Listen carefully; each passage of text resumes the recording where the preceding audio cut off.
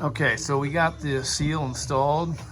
We just used the mallet, just drove it in, worked it in with my fingers, and just used the punch and just ran it in with a punch a little bit. You know, you don't want to damage the seal or anything like that. So notice you can see the speedy sleeve, crankshaft repair sleeve that I put on here. That just slides over the crankshaft, so it's nothing to worry about. It's been on there probably since 2013. So like I said, we got all the bolts all torqued down.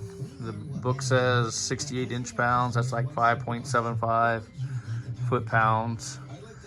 So I didn't feel like it was tight enough, so I just ran it up to 10 foot-pounds. You just don't want to have a leak. The book says use a gasket for the 22R and sealant for the V6 3.0 slow, but I put a little bit of a spray adhesive on both sides of the gasket, so it should make a really nice seal, and it won't leak. We got 2 bolts down here below that'll go into the oil pan once we put the oil pan in, and we'll put the oil pan back in, work on that once we bolt the engine back to the stand. All right, that'll wrap it up for right now, and catch back up when we get the oil pan put on.